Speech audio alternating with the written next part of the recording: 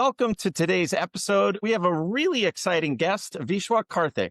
He's the CEO of a couple different companies that utilize AI as a key to their business development. And for those just joining the podcast, we at Strativa AI help businesses scale their revenue over 12 months using AI. So if you want to learn how to take your business to the next level, make sure to stick around for future episodes. And if you're interested in a free growth consultation, just drop the word growth into the DMs. So Vishwa, can you tell us a bit about yourself? What's your role at your company or companies and how you got started in your field? Thank you. Appreciate the opportunity to talk to you, Mark, today. Look forward to the conversation, and thanks for having me.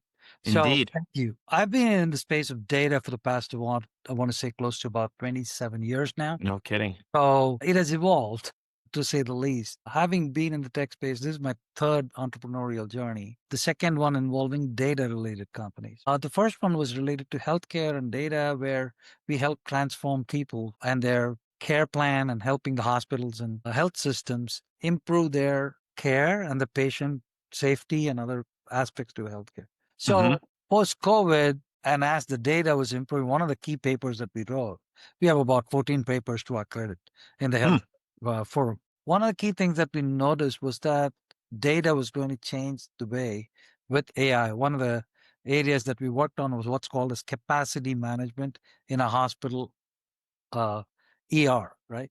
And what is that? Is that just how many people are in the Emergency beds? room. Yeah, it's the ability for you to be able to find out how many people are going to come into the hospital and you predicting how you need to staff up and down and how the rest of the remaining beds and the patients have got to flow through the hospital emergency room so that you're not choking up the traffic too much more so that Right. people Got it. coming through the emergency department are reduced.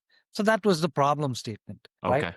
Yeah. So what we had to do was to clearly write interesting algorithms to help move what's called as the patient flow and the capacity planning. The key aspect to it was not just the process related to it, right?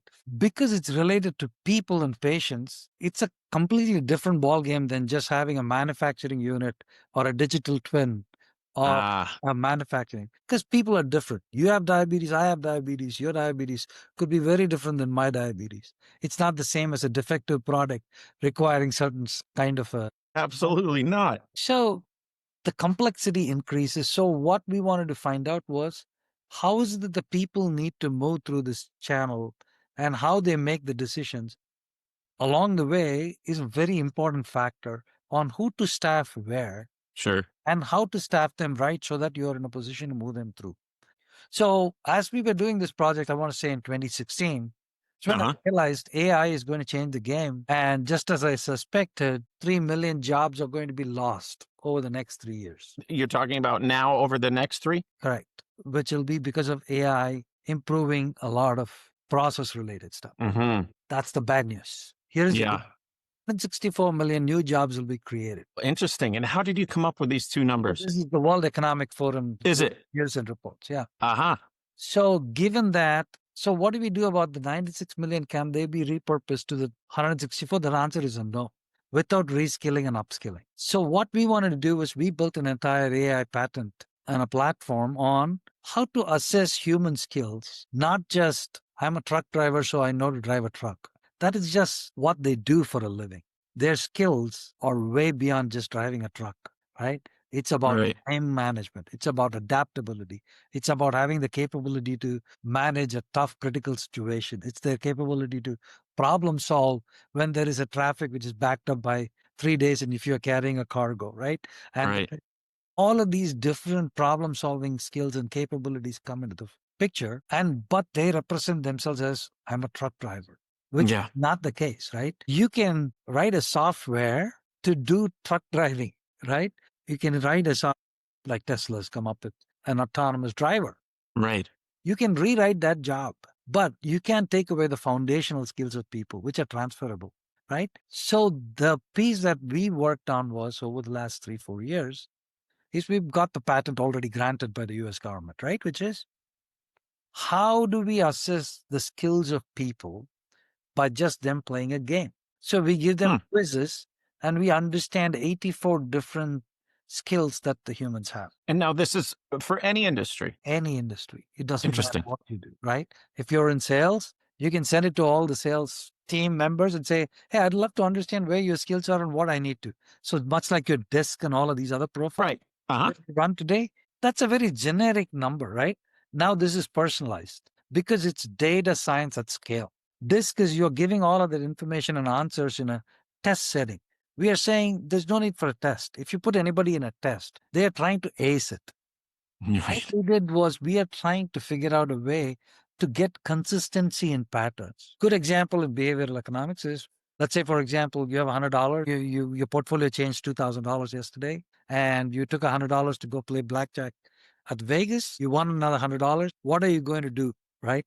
If your portfolio changed positively, you're feeling lucky and you might play for $200. If your portfolio changed positively, you might still say, like, I want to take $50 off the table and play with $50, right? $100 off the table. Whatever you want to do, you are going to do according to what dictates. But you are not the same person if you had lost $3,000 the day before. Right. Indeed. Context changes everything, right? Yeah. So, how do we understand the people on a continuum better and help give them a personalized growth strategy? That's what we have done using AI. That's what Maya is all built to do and helps understand the people better so that every organization is going through, do I have the right people for the next stage of the business? What kind of people do I need to skill up and how do I skill them up? What should I skill them up for? All of this is one side of the continuum about upskilling, reskilling people to make them useful. Second piece of the business is, can I do a digital twin of a Mark who can be the best salesperson for me? Right. The digital twin. Yes. So I can take Mark and say, there's a 1 in 117 trillion chance that I'm going to find the exact match for Mark. So that's just math, right? It's never going to happen, given all of the different things. So given that, our only idea is to find out in clusters how many of them actually trend and tend towards Mark as a factor. And then say, these are all the people who can actually learn from Mark and use them to help grow them in the right direction. That's kind of how what we built. That's what Maya is, and that's how we call ourselves the company AI for the good is kind of what we call ourselves right now. Fantastic. And so is this stuff that you've deployed already? Yes. Yeah. Wow. And how's it going? It's going good. So we just went into the market early this year with an upskill, reskill strategy. So it took like about 3.5, 4 years of work for us to get to where we are today. The good news is we got to where we are. Now, what it has given is a large number of colleges, universities. They're all also in a hurry. The reason why they are worried about is the skills required in the industry have changed significantly. Their teaching and their program have got to catch up to the skills required to where they need to. So foundational skills, what is it? Many of them not getting hired, not because they don't have the technical skills. It is because they don't have the required people skills. So they want to be able to find out what kind of foundational skills are required to be taught to students so that they can be repurposed where they need to be repurposed to. Right? And similarly, we are working with large number of healthcare institutions and others to help them understand what they really do and how to actually help them grow their organization. And how did you determine those sectors? Great question. Great question. So usually people do lip service to saying that people are my biggest asset. They Sure. always say that, but they don't mean that, except in sectors where their people are the revenue spinners. Good example is the people are the revenue spinners in consulting world, in a staffing world, where the asset you're selling or the product you're selling is your people itself. Right. Skills of the people. Healthcare is another one. That's the reason why we started out with the tech, healthcare, consulting, staffing, and the healthcare sectors because it's a revenue play as opposed to it's being an expense play. Right. Right. And so what have you done to be able to make those connections and get into those sort of positions? So we have been working diligently over the last, I want to say, year and a half, building a good list of what we need to do. So which brings us to what AI do we use to make our AI sell, right? So we have worked out a way by which we work with LinkedIn automation services, right? Where we have got avatars that we have given our agents go out and build conversations with the right kind of target audience from an ICP standpoint on LinkedIn and bring back on an average about 10 to 15 meetings a week. right? Which are an ACV of about $15,000 to $20,000 ACV a month.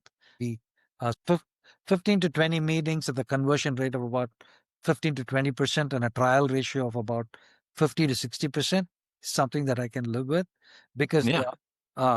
that's kind of what we are doing right now. Yeah. And certainly at that scale and, I'd say enterprise level too. Yeah. We are not going after the large enterprises because the large enterprises, like they say, build, buy versus expand. Most of the large enterprises are mostly thinking about expand. So it's very hard for them Ah, to replace an existing one. So we are not suggesting that they replace. We even have a white label with which we can, but interests of the consulting partner, the system integration partner for all of these firms, and ours may not be well aligned yet because I don't have the brand name yet to be able to say like, hey, you can charge a premium for this yet, right? Given that it is more of a build and a buy strategy that we're working with than an expand strategy right now. I see. I see. And so with these, they're essentially AI SDRs that you have on LinkedIn. Yeah, I have AI SDR agents. So Only you've only built for them like underneath your company's page. mine and my company's page. Yeah. And then, so do they interact as though they're you or as they're an agent? So I have it deployed for 4 other salespeople as well. So we have built this agent so that this can go out as everybody else. I have a talk track and it learns from out of our own product itself. So effectively, it can answer all the objections Yeah. It's and totally trained. fully trained to where it is needed to. Right. Right. And is it all text based or is any of it like with voice notes or anything? We can do voice notes, but we don't do much. We do just predominantly text because voice notes tend to or have an interesting way of getting a response or not, right?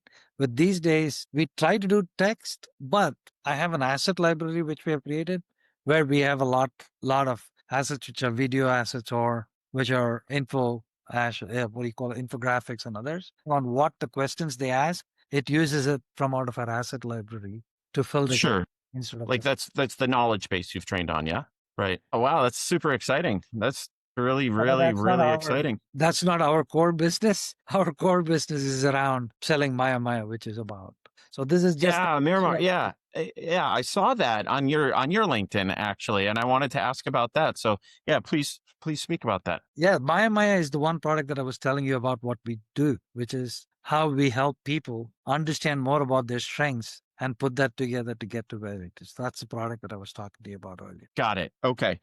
And is that used more for like just an end user or are companies using that for their staffs? We are targeting only companies using it for their staffs for now, Yeah. initially, but we also give it away to students and others so it is either a supply or a demand problem. Right now, the demand is where we are trying to sell into, right? And the supply side, we are trying to build it up as we grow further.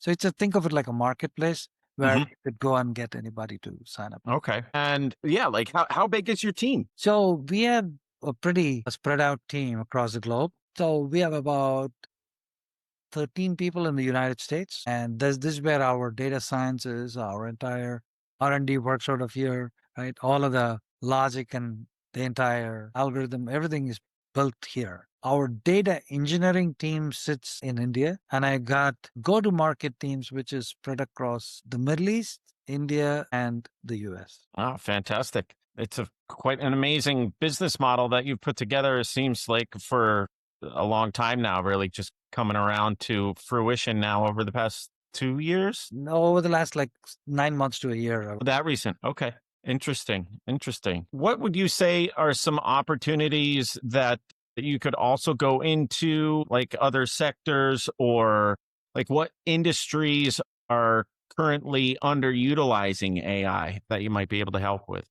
I certainly feel more so wherever there is a people sector, right? For example, sales teams, much like yourself or your team, right? Traditionally, I'll give you an example, right? We have always, what have we covered in a good sales team or a salesperson is their perseverance and their ability to prospect, right?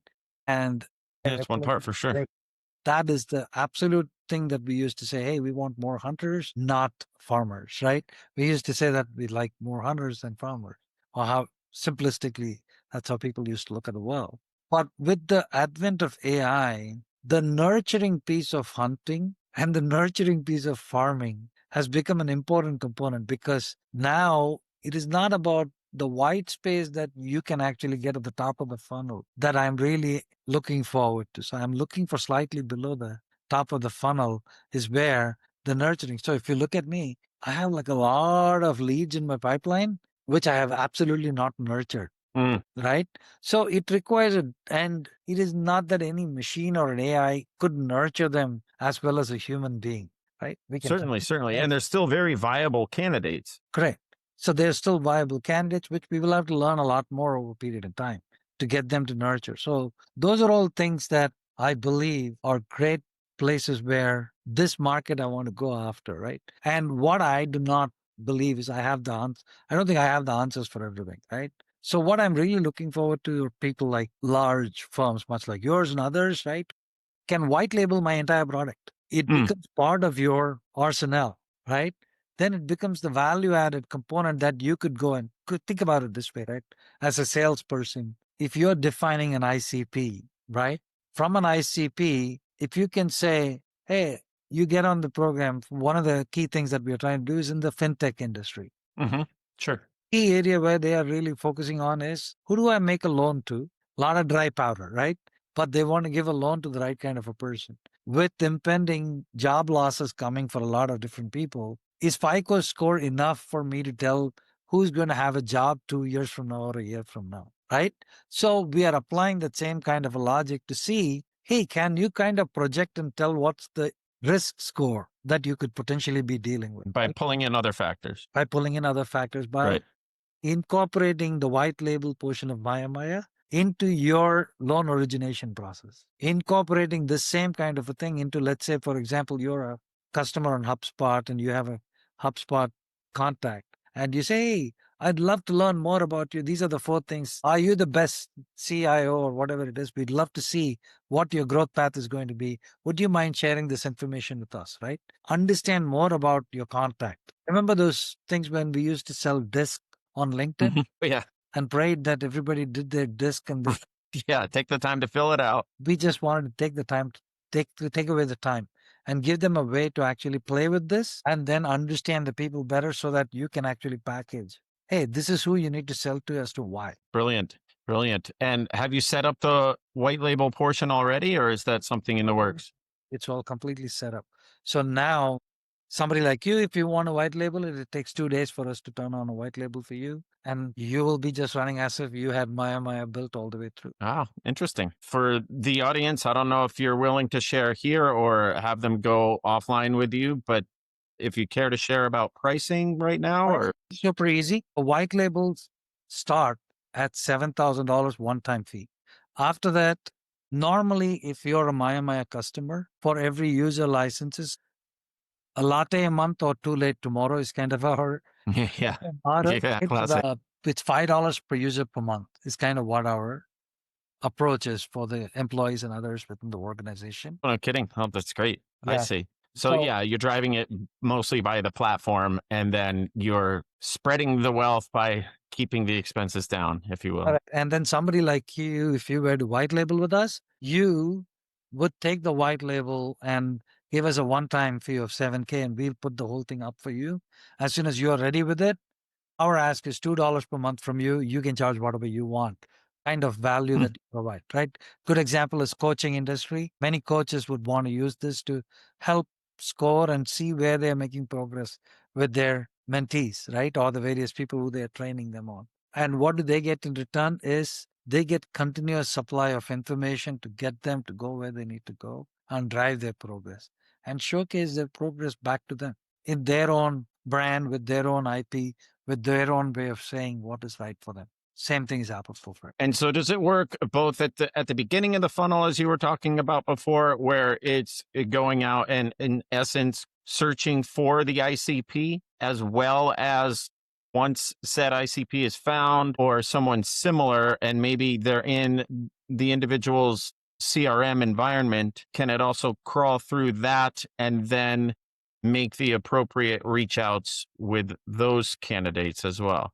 The ones which are there in your CRM do not have the required I want to say, attributions that we are looking for yet. So what we can do is to take that list from you. And if, say, for example, there is X number of people that you want to bring in as your ideal customers in the past, from the past, we actually give you a way to reach out back to your customers. You can, you can write that nice email to say, hey, we have worked together in the past. Well, we have given you this kind of a value. You have been awesome at helping us get here.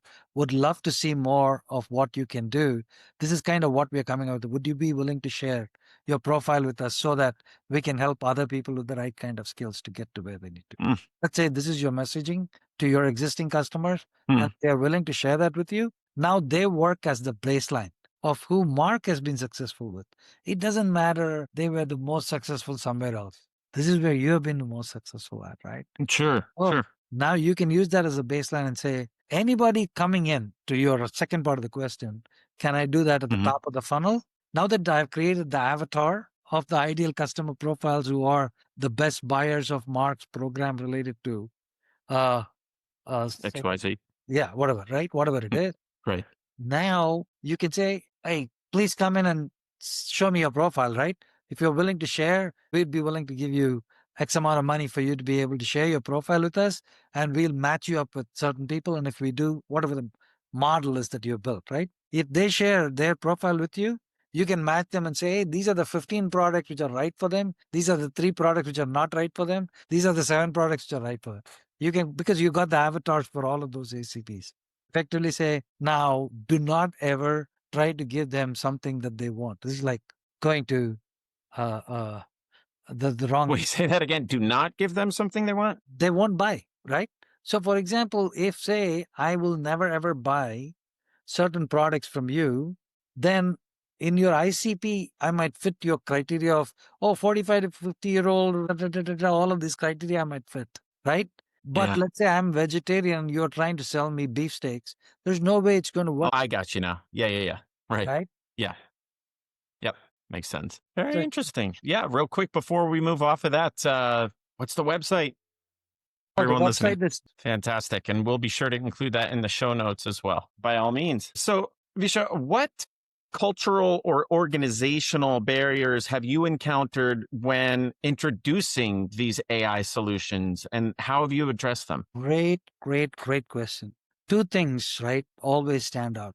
Do nothing, right? They just feel they are immune to this problem and it's somebody else's problem. Yeah, they're like the ostrich with their head in the sand. Head in the sand kind of an approach. Do Yeah. nothing is the biggest problem. And more so, there's this, I don't know if you've read psychology books, there's something called this hot hand syndrome. Hot hand. I have not heard that one. No, what's that? Basketball terminology. So what they do is Oh, just I'm a because I hockey guy. scored, oh, gotcha. So just because I scored 7 baskets, people automatically will bet that the 8th basket is going to go in, right? A lot of technology people who have been successful over the last 20 to 30 years have no idea that AI is going to be a complete leveler of talent and it's going to take away more white collar jobs than you can ever even think of in your life. Right. It's very strange. They are the ones who are actually resisting the most amount of change. And what's really interesting is people who are not open to and have the idea of AI and are using AI in some capacity, like the Siris of the world or the Alexas of the world, they are the ones who are actually more amenable to change, which is actually the good thing. So, which tells us I don't need a programmer anymore. All I need is somebody who knows how to do the problem solving and critical thinking because my GPT does programming for me anymore. It does 80% of the jobs. All I need to do is just pay for that 20% somewhere else and get it fixed. So to me, that is the biggest resistance to change from a barrier standpoint, right? The second bigger change is one was do nothing. Second biggest change is acceptance of uh, something better than nothing, which is another barrier is because it's a machine, it's expected to be 100% accurate. I used to be in surgery equipment before. Right? The interesting thing, the doctors who do bariatric surgery in the US, Yeah. their success rate is only 82%, which is not bad at all, which is very good. Don't get me wrong, 82% of the Sounds scary though. it's 82%. That's 18. Good. 82, not 18, 80, 82, 82%. So 18% will not have it as successful with some complications that will be there, right? Doesn't mean they all die. It's just that there will be some complications and infections for 18% of the people. A robotic surgery, which just puts a pin through your rib and goes and gets that same job done for you, is 98% successful Yeah. with complication rates less than 1%. Yeah. But people don't adopt to it. They'd rather go to that surgeon who might be 82 times out of 100 right than a robotics arm, which could be 98 out of 100 times right. It's just strange. And so in both those cases, how do you suggest addressing those barriers? So the key thing is, as far as those barriers are concerned, some of them are cultural in nature, right? I'd like to, like, a good example, when my daughter, right? So when she picked a college, I said, why did you pick this as opposed to something else? Because I spoke to him, right? Nah. Or I Yeah. spoke to her, right? So these are the two friends you spoke to. So I said, that's a data set of two, right? Right. There is so many people who have said something else which is better than this. Why would you pick? But it's the two people I trust more than the 10,000 people I don't trust, right? So what's the barrier and how to overcome this barrier? I think this is the one which is going to be tough to overcome. It'll take time because the first 21% will move because they are the fast movers. The last 15% will not move. The middle will have your sliding scale. Right. Yeah. And that's when it'll all really grow that much more. Yeah. And so when you've been scaling these solutions, what like resources have you leaned on, and or do you feel as though there's some support that's been missing in order to take your business to the next level of automations or revenue, or, whatever your next sort of goals are? A great question. So I look at the entire thing as six pillars of our business, right? From a marketing standpoint, have we done the best job, right? Positioning wise, we were like running in circles, figuring out what exactly, when it's normal, I guess, right? And then finally we figured out on what is our messaging by the early part of this year. That's a good thing. Okay, yeah. So that was, yeah, you're kind of talking about that past year of just really getting this out there. And so at the beginning of this year, you feel as though you dialed in your messaging around marketing and the offer. Correct. So Okay. what is the offer and everything? So from a marketing standpoint, took a long time. That's where we spent a lot of money and time and resources on positioning. Second thing is, more importantly, we spent a lot of money on the previous product called Mira Mira, right? Hmm. Mira Mira is a product which was for education sector. We thought people in the US cared about studies and education. Guess what? Nobody cares. Everybody cares about a job, right? So that's why we had to get the second product in to actually cover for the first product. So the first product did not go as planned, right? So then from a sales standpoint, we have done a good job. Initially, we thought like we'll hire a few salespeople at the top, right? And get enterprise sales and everything. Uh-huh. Unfortunately, enterprise sales is not as simple as hiring the right people or anything, right? It looks like, given that it's AI and all of that stuff, it is became a lot more unwieldy, right? To sell into it. But if you sell, you break a bank at the end of it, which is a good thing. So we have, after a year and a half of work, we have about 15 healthy deals, which are top of the funnel enterprise level. Could we use more help? Yes. Do I want to pay money for all of those? Actually, I want to white label everything. And if you want somebody else to go in and take the responsibility of making 10 times over hand over fist and me getting enough money for me to be able to run it, I'm more than happy to, because one thing I realized, like, I'm not great at managing salespeople. I can do my own sales, but I'm trying to The management is a whole nother different relax. ball game altogether, right? So that's another one. Third piece is around the product. Product, I think we have dialed it down. We got the product down to where it needs to be. You do. Where we need to. So I don't think the product is going to go through much iterations moving forward. And right? going all the way back to the beginning, real quick, in regards to that, what is the patent specifically on? The patent is on. I'll send you the information as well and the link so that people can look at it as well, right? So the patent is on automatic or the capabilities using AI to define a career and or education. Wow. Yeah. Okay. Very good. Sorry. So you were onto products, and then of your 6 pillars. Yeah, then operations wise, Yeah. absolutely, I might need some help on. But I'm not pushing that yet because right now it has not gotten to an unwieldy point where we need processes or otherwise we are screwed kind of a world, right? Good news is I've been a process consultant all my life, Oh, right? there you go. Yeah. Of So I can figure course. something out, but now that with AI, we can get very tactical in trying to address a process problem rather than trying to fix everything with the best possible process. We can figure out what data is telling us and just fix the places where we need to. For example, we found out where is it that we are losing as part of our customer success, right? Where is it that the conversions are losing in the trial to buy, right? And where is it that we are losing between the buy to adoption? Where is it that we are losing between the LTV to continuous adoption of various things? So we are slowly getting the product fitted into each one of those categories.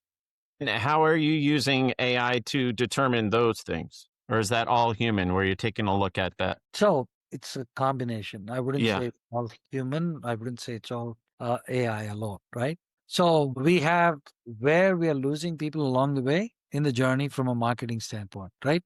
Where exactly are we losing from ads to clicks to buys to downloads to use to all of those pieces we have data on. Once they come in and turn themselves as a user, we have information on who's logging in, how many times, etc., and how many nudges are required for us to Sure. get them to go to the next stage, etc., right? And then how many are not coming back after they got what they really wanted? See, where we are seeing the losses, for example, this is a product issue or this is an operations issue, I don't know, right?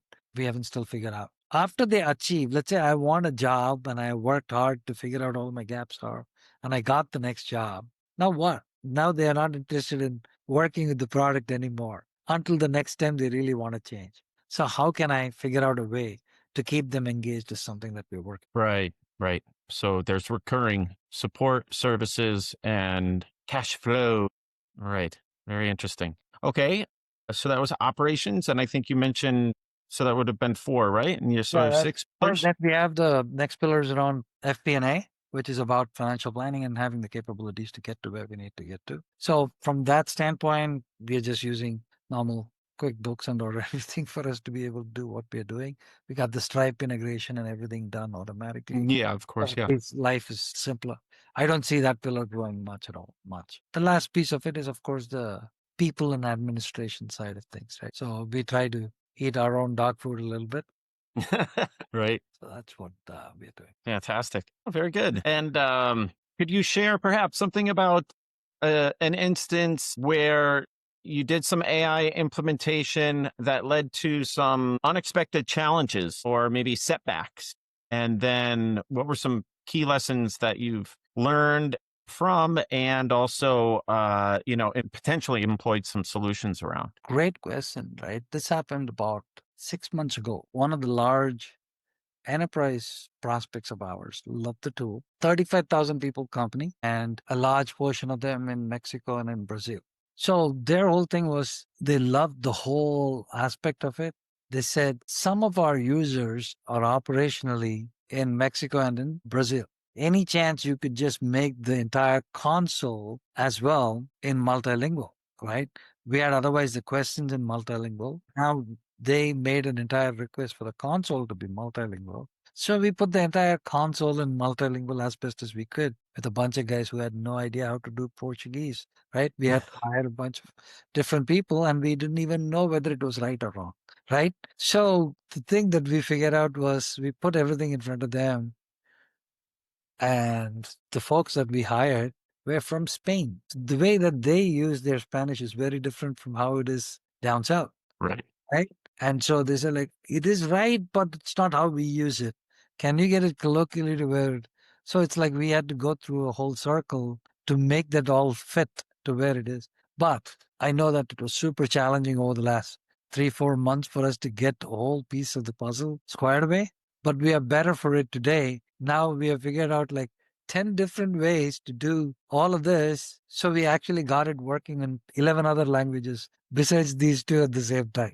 Right. It was interesting, but we learned so much over 3 months and we lost that customer. The original one that were, We lost that customer, but we won another one instead, yeah. right? But the point I'm trying to make is we are better for it today. Yeah. Do you think that it led to your scaling better because of it? Oh, yeah. See, now I've started my entire campaign in now Germany and Italy for coaches. I had no idea that there are people who are doing business and executive coaching and corporate coaching. The most number of people are in Germany, France, and Italy. I Huh. had no idea, I had no idea either. right? Right. So that market is huge for the simple reason they work with people. So I told them, guys, white label for everybody. You guys can white label it. Now it's yours. So you get to have your secret sauce and go take it to your customers. These guys are all super happy getting the value additions in. So Mhm. day after tomorrow, we'll have a fully done German and Italian version on our platform. That's great. Yeah, that's some key selling points right there as well. You get to ask them where they are, where they're based out of. We could absolutely work with you. Yeah. Fantastic. And so, how have you been measuring success in your business? What metrics do you use to track things all the way throughout? Yeah, just to ensure that everything internally is aligning with where you want to go. So internal metrics that we go after, try to go after, right? It is right now, we really wanted to go after the ARR metric, right? So Yeah, the annual recurring revenue metric. That's what we originally wanted to go after, right? But, and the total contract value metric, which actually helps us raise more capital, which is a good thing too, right? So it's the second piece of the metric. so you've All gone out and gotten some. some, yeah, not all, but some. So now we are solely focused on cash flow metrics as opposed to just the TCV metrics, right? So the TCV metric is great, but we want to get to a cash flow metric because we believe the margin rates could be really better if we can give away a lot more and get a little bit more cash flow. And that's just kind of what we're trying. I see. Yeah. Interesting. Okay. I guess to switch it up a little bit, maybe going like wider lens, if you will, what are some like emerging trends that you see AI going into that you think that they're going to have the most significant impact on, say, over the next like 3 to 5 years? It's a very interesting question. So I have a feeling, this is just me. I have a Yeah, we get to go into, the mind of Vishwa. Where's AI going to take us? What surfboard do we hop on? So the key thing I feel is all this agentic AI Yeah, probably has a 3 to 4 year runway. Within this next 3 to 4 years, I believe there are two or three things that are going to happen. Number one is all the 60% gain in agent, 80% gain in speed and quality and efficiency. All of this will become the new normal. sure. Yeah. After that point in time, we are still looking at like a 2% year over year growth. And is it worth it at that point in time? Is kind of where that'll go to, right? That standpoint, it will taper off. The agentic piece of it, I believe, will taper off. That I may be totally wrong because adoption rate even of an ERP has been a lot longer than originally what I thought. I thought like everybody will go into ERP by early 2000 and there will be nothing to be sold after that, right? Fairly true, but it's not entirely true, right? Yeah. So the question is, they started adapting to, oh, put it on the cloud. They just changed the technology. What they did still became the same, right? So they just changed it faster, quicker, better, kind of a thing. So I believe that will taper off. But I think where it's going to get interesting is the people side. I don't think we will ever have an SAP or an Oracle or a Microsoft kind of company in our lifetime anymore. We will have every company live and die within like 9 years, 10 years kind of a thing, because they would have run out. And the number of companies doing the same thing will increase, which means there will be a lot of solopreneurs and a lot of entrepreneurs in this world because everybody has got an awesome developer in their pocket. Everybody has got an awesome physician in their pocket or the Right. this one in the pocket. Yeah. Whoever they want. Correct. Question is, how am I going to get the best out of everybody to make the best use of everybody? If I don't have those skills, I'll be lost because I Hmm. have to constantly reinvent myself every year and a half or two because the half-life period of a skill is diminishing. Yeah. It's just so curious to think about what does that relationship between the AI doing the jobs, we'll just say, and humans, and what that collaboration looks like, especially in terms of what the human job roles will evolve into, right? And being at the forefront of the creative side of it, where humans can really excel at, and you've got, like you said, that 15% that are, sticking their feet down and resisting change, and maybe with blinders on, those that are creative and embrace it's really going to be very interesting to see what their job roles look like, in contrast to all of the stuff that the agents that are in their pockets are going to be doing. Correct. Correct. And again, it's a guesswork at this point in time Yeah. where this is going to go. So, And as we wind up, what advice would you give to other businesses out there that are at all hesitant about adopting AI specifically into their business on whatever level? What would you recommend to them? so first thing I want to tell them is it's here. You like it or not, it's here. There's no two ways about it, right? So Right. you can't wish it away because it is here. You have two options on the table, right? To either embrace it or combat it, right? So my recommendation is embrace it long enough to understand more about where you need to go, because it's not because that's good for my business. It's because it's good for your business and your people. You can't put them with your thinking, the entire set of people who are there behind you. You can't put them in the wrong position, right? You can't say like, oh, it's not going to happen. It is Right. here. It's going to happen. You owe it to them as much as they owed all their life to you. So it's just something from a human standpoint. Adapting is super important. And I wish all of us had a little bit of humility in us to be able to adapt and not just think about what we need to do, but there is families behind us who we need to protect as well. Indeed. Yes. Yes. Exciting stuff. Very good. Well, Vishwa, thank you so much for your time. Is there anything else that you'd like to add or Yeah. I just suggest? wanted to ask you, so how could we collaborate? What I loved is thank you again for having me. It was a pleasure talking to you as well. Very insightful, incisive commentary as we went about. So how can we collaborate? What do you think makes sense? I believe we are all in it together to make this work. Anything that you think that I could be happy to work with and help as many people as possible, more than happy to collaborate with you.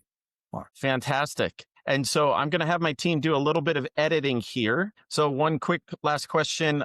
Again, how do people find you online?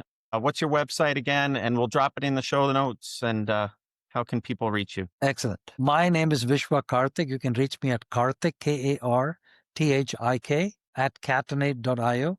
The website is www.mayamaya.us. And if you want to see how this works for your organization for free for a week, to see how this all plays into your environment, to see the capabilities of your people, to understand their capabilities, just sign up at upskill.mayamaya.us / not to join. Sorry. Yeah. Upskill.mayamaya.us.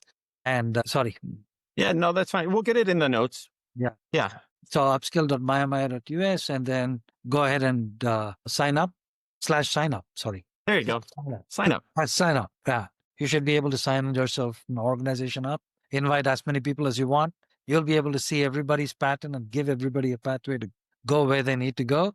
And if you like the platform, after a week, we will send you. And if you're a small business, the plans start all the way from $100 a month to, if you're about 500 people or so, it goes all the way up to like about $1,200 a month. So happy to help in whichever fashion. Fantastic. All right. Thanks again. Appreciate it. Thank you. Okay. So, yeah, they'll edit that or this out. And so so for my clarity, what was that last piece that you put about those price points and how they correlate to like the 7,000 upfront?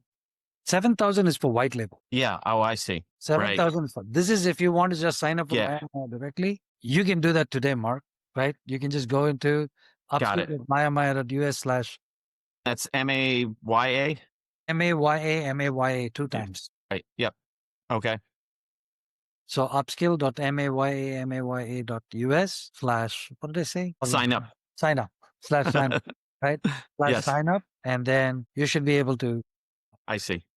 enter your organization. As soon as you enter your organization, Mark, it'll find out automatically based on the website or the domain of your organization, and it'll automatically suggest these are your departments, and it'll effectively give you these are all the various kind of roles that you need, and it'll send you, hey, Mark, are you wanting to send this one out to all of your people? And you just click next, next, next, send it out to all the folks, Yep, and you suddenly have everybody's profile in front of you, and you can decide which way you want to go and how do you want to create your digital twins. I love it. And when you were mentioning the escaping me now, just total brain fart there. Anyway, Right, label? yeah, it was part of that, but it was more kind of like the sectors where you spoke about some of like where you originally went with it, and then coaching as well. And you said it can, of course, go very wide, but would there be any recommended like industries that you might suggest to go into? Yeah. So certainly retail and BFSI are two major areas because not because of any other reason, because in retail, they have the highest amount of churn Yeah. for an entry level job. So they literally fire 61% of their staff every year and hire 61% of their staff every Yeah, it's right? total churn. Oh, it's like they just do a full churn. Why they do that is because very seasonal business and they hire a lot of students and other stuff, right? Right. And Yeah. then they end up firing some of the students who are not fit to be on the shop floor, right? So what we can do is use the same thing to tell who is in charge of the shop floor, who should be in the back office, and give them the capability to put them in the right place to succeed so that they are not put themselves in a bad situation again, right? That saves 34% of their margins. Right. Yep. Mm. That's huge. Yeah. And it really helps them develop their brand that much stronger because they're having that customer experience be much, have a lot more quality because that person that's staying longer is not only more loyal, but they're more invested and just, kind of being a great, speaker about the product or products Absolutely. or whatever. Yeah. Absolutely. So yeah, that is one area. Similarly, BFSI in the banking, finance, and securities and insurance sector, 78% of the first year hires are churn. Or what? 78% of the people who they hire leave at the end of the first year. Oh, So the cost of training a first year agent is about $3,800 per.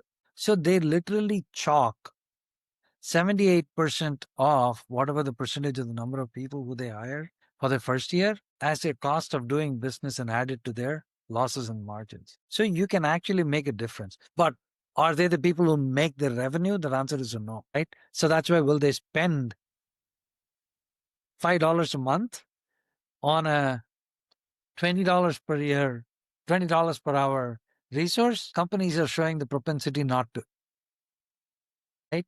But they are completely comfortable spending $5 an hour, $5 a month on a $120,000 employee or $100,000 employee who is making them revenue. So it's just strange yeah. how we think. A lot of food for thought there. Fantastic. Well, yeah. As I think about this, I'll certainly take a look at those sites and see how we may be able to collaborate. I definitely see some potential to ways to do that as well. It begs the question: do you have an affiliate or Yes, referral program? absolutely we do. It's 20 to 25% depending on how much you sell. 20% Sure. is where the start is. So anything you bring, you take 20%. Right. As a, Okay. Fantastic. Yeah.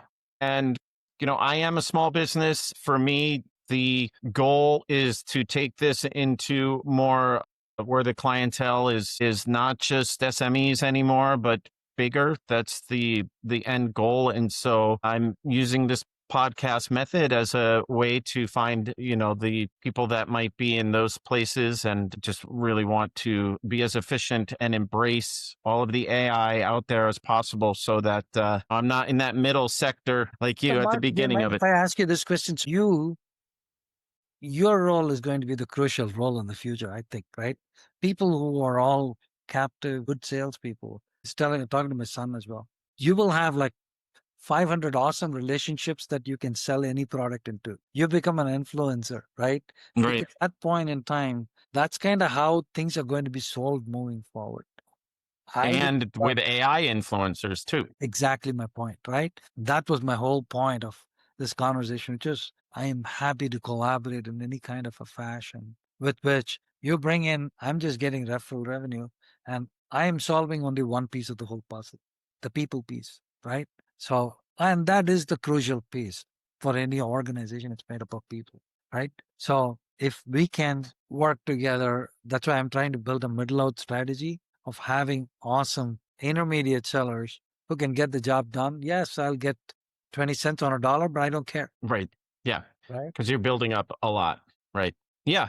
Yeah. And that's definitely a avenue that I want to take it as well. It goes all the way back to the digital twin and having the AI influencers. And I've got a little project waiting to have just like that digital twins out there of me across the board, right? In ads and of course in the SDRs. But yeah, if we could incorporate not only the human side as I'm meeting with people and essentially sharing your services, having that digital twin do the same as well. Yeah. So this is your own personal profile. If you want to click on that, you can click on that. That's free, right? Web.myomire.us. So you can just use that, see your own profile. Fun. All righty. Cool. Very good, sir. Pleasure, sir. Thank you so much. Likewise. Okay. I'll be in touch. So, thank you. Look forward to it. Bye. Okay. Have a good day. Bye bye.